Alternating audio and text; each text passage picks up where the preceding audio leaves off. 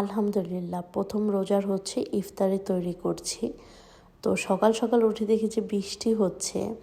তারপর মা রাতে বুট ভিজিয়ে রেখেছিল, সেই বুট সিদ্ধ দিচ্ছি।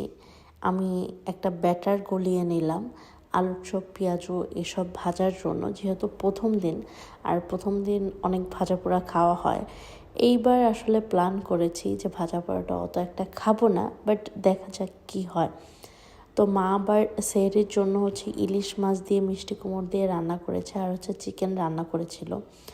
এই দিকে বেগুন কেটে নিয়েছি, বেগুনে সামান্য পরিমাণ লবণ দিলাম।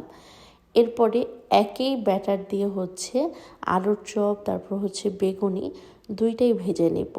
আমি ব্যাটারটা এভাবে করি আর কি, যাতে দুইটাই করা যায় একসাথে।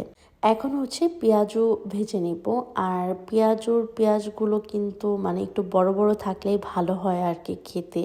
পেঁয়াজটা আমি আধ ভাঙা করে নিয়েছি, কিন্তু মাখতে মাখতে তেল বেশি গরম হয়ে গিয়েছে, প্রথমটা তো প্রায় পুড়েই গিয়েছে। এরপরে ইসবগুলের বড়ি ভিজিয়ে নিলাম, আর চিয়ার সিড, কারণ যেহেতু রোজা রাখবো, রোজার সময় কিন্তু ইসবগুলের বড়িটা অনেক বেশি ইম্পর্টেন্ট আমার কাছে মনে হয় খাওয়া।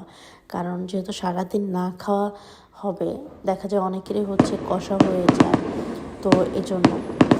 আর আমি সবসময় ইসবগুলের বড়ি, চিয়ার সিড এগুলো খেতে পছন্দ করি, চিনি ছাড়া। তাও আবার ইসবগুলের বড়িটা আমি বেশিরভাগ খাই। তারপরে আলুর চপ ভেজে নিলাম। তো সব কিছু ভাজা হয়ে গেছে, সব ভিডিও করা হয়নি।